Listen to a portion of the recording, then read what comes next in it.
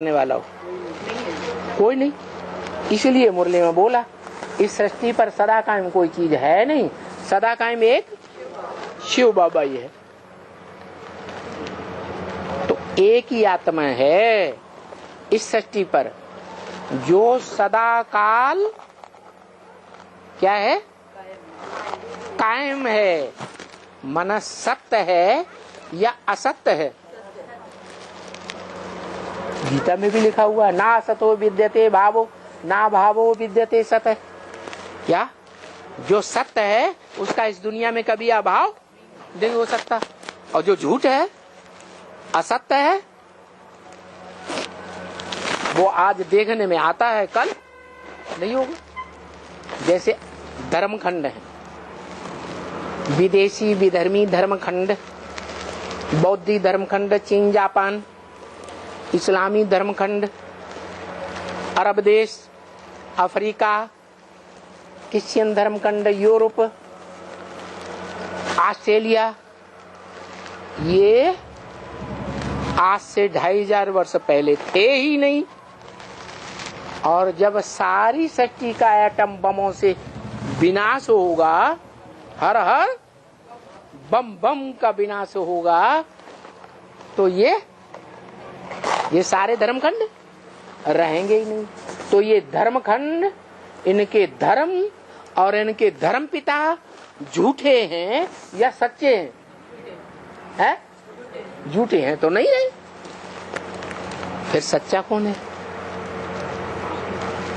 कौन सा धर्मखंड सच्चा है, कौन सा धर्म सच्चा है और कौन सा धर्म पिता सच्चा है तो सच्चा, लेकिन फिर भी जो भारतवासी हैं वो विदेशियों के ऐसे प्रभाव में आते हैं, ऐसी प्रभावित होने वाली प्रजा विदेशियों की बन जाते हैं कि वो अपने धर्म पिता को भूल जाते, अपने धर्म को भूल जाते और अपने देश को भूल जाते।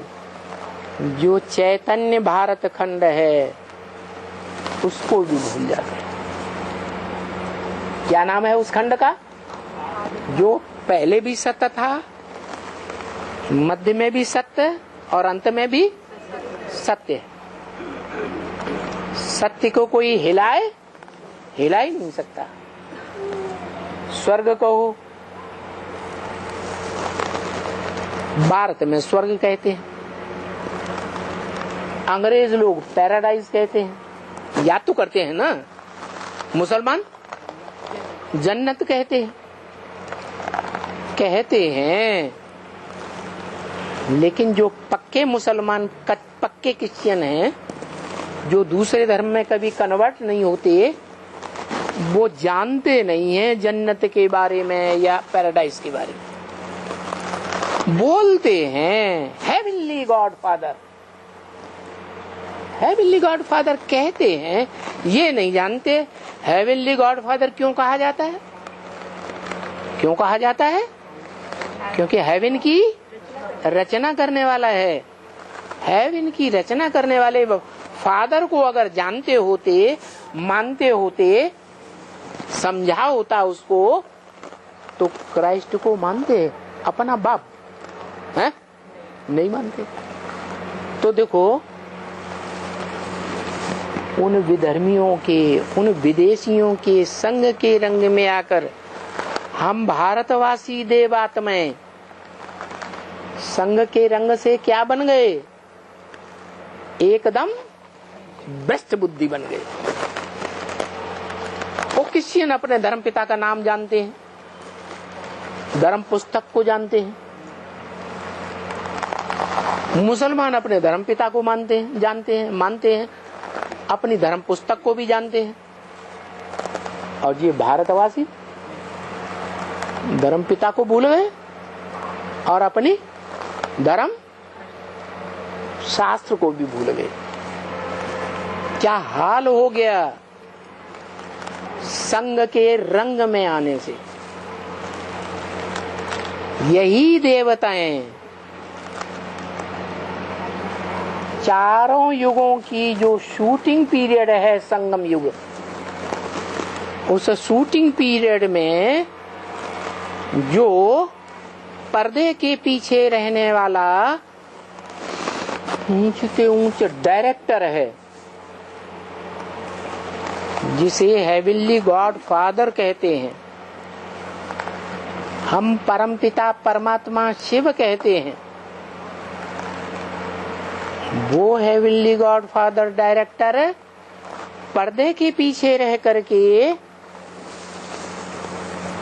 हम सबके द्वारा, एक्टर्स के द्वारा, 500-700 करोड़ एक्टर्स के द्वारा क्या कराता है? ड्रामा की रिहर्सल कराता है, शूटिंग कराता है, सारे ड्रामा की रिकॉर्डिंग कराता है? इस रिकॉर्डिंग पीरियड में जिन्होंने इस राजयोग की बात को जाना है, क्या राजयोग की बात? कि एक ऊंच से ऊंच को पहचान करके उससे योग लगाओ।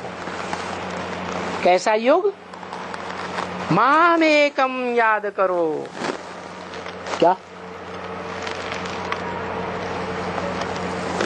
मान लो कोई कन्या है और कन्या की शादी होने से पहले कोई पुरुष के साथ उसका संबंध जुट गया इंद्रियों का, फिर बाद में शादी हो गई। पहला ठप्पा जो लगा वो जीवन भर याद रहता है या नहीं रहता है? कि भूल जाता है? याद रहता है। फिर शादी हो गई तो व्यभिचारिणी हो गई या नहीं हुई? याद व्यभिचारी आएगी या एक की याद आएगी? कैसी याद आएगी? व्यभिचारी याद आएगी। तो ये राज की बात है राजयोग में। क्या? कि ऊंच से ऊंच एक को पहचान करके एक से योग लगाएंगे इंद्रियों का, तो वो एक ही याद आएगा।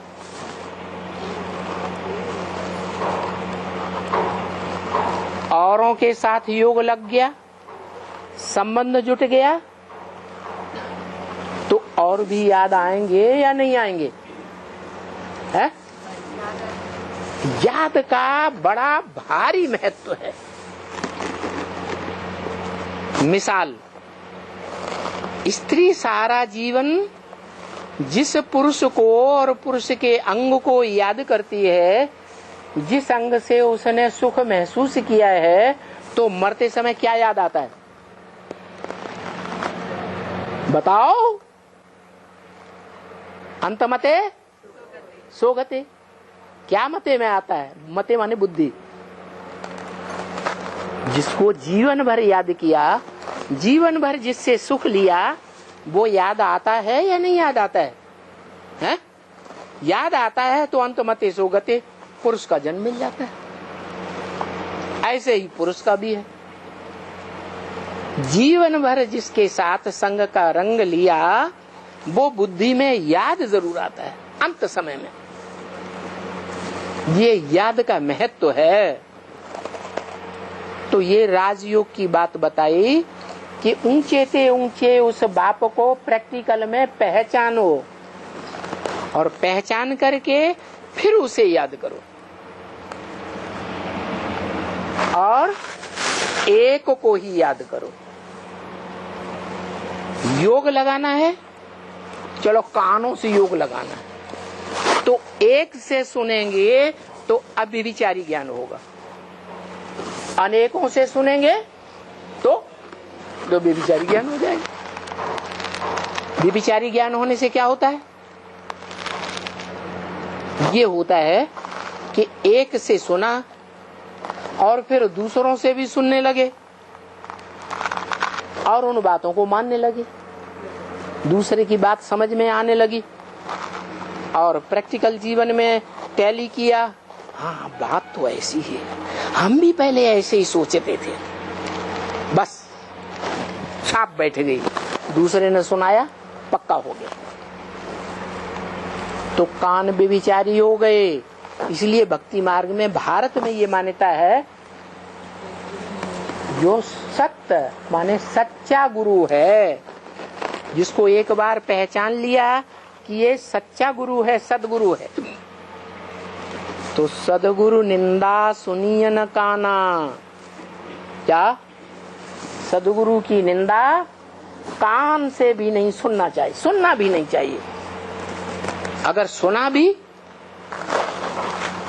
वह कहते हैं फालतू बात है, एक कान से सुनो, दूसरे कान से निकाल दो। हियर नो इविल, फिर उसका जवाब भी मत दो, टाक नो इविल, किनारा कर जाओ।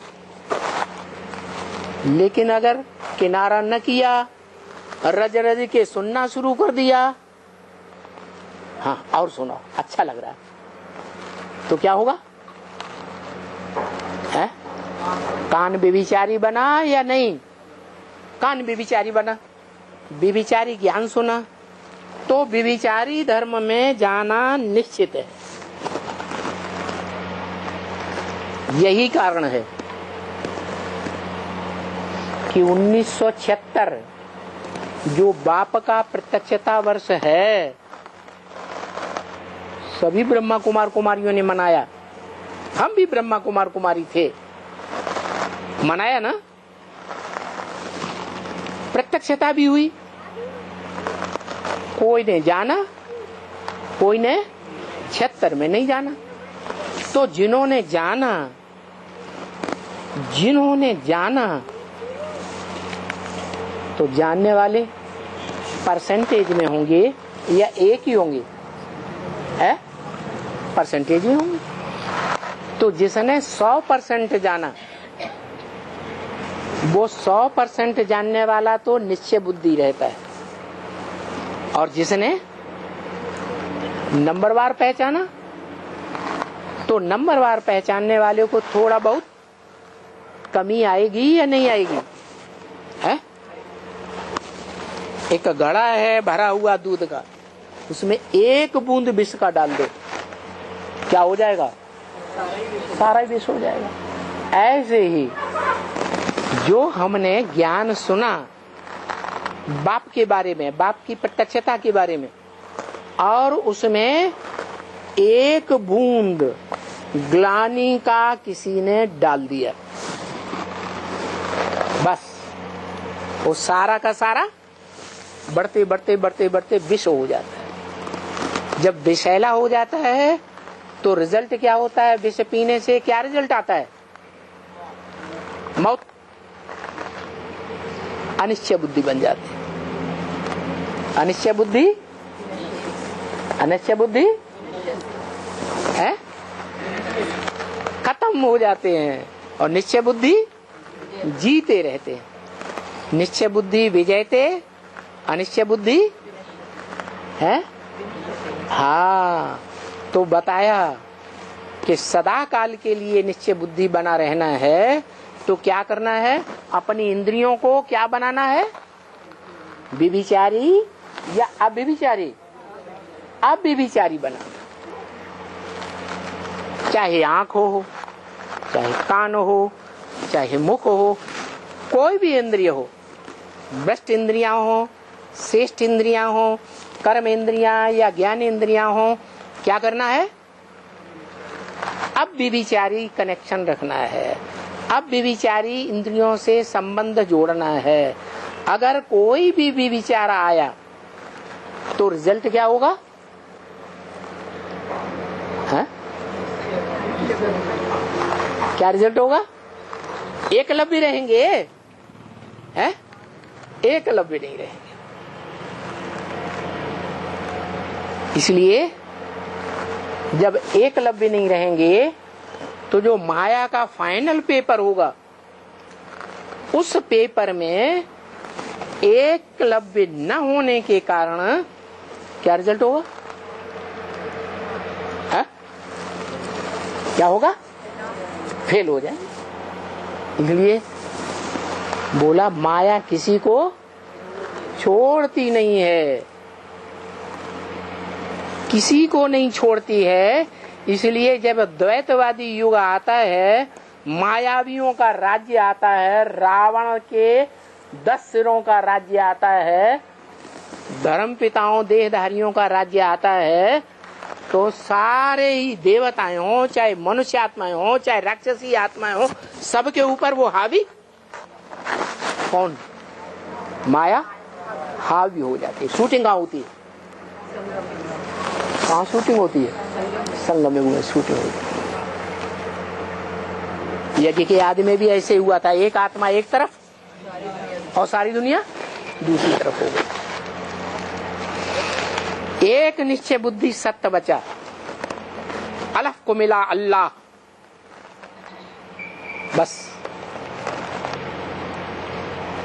बे को मिला लेकिन अल्लाह नहीं मिला। क्या मिला? यज्ञ की बादशाही मिल गई, बस।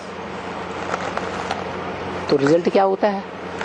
जब भी द्वापर युग शुरू होता है कोई भी कल्प में, तो द्वैतवादी युग में एक ही आत्मा है जो विधर्मी आतताइयों से संघर्ष करती है, जन्म जन्मांतर संघर्ष करती है, और संघर्ष में विजयी होती है। विधर्मी आतताइयों को, आक्रमणकारियों को हराए देती है, भगाए देती है कि उसके सामने ठहर जाते हैं। क्या होता है? हैं? भगा देती है। तो इस सृष्टि में, सारी सृष्टि में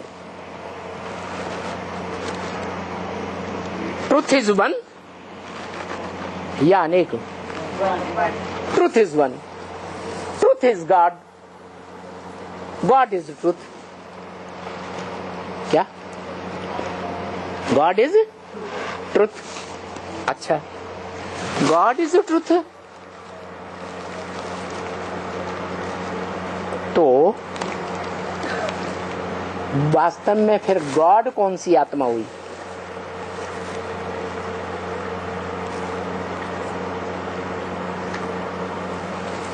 है? जो ट्रुथ है,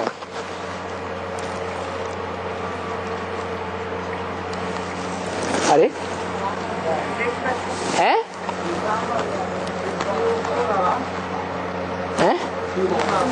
इस सृष्टि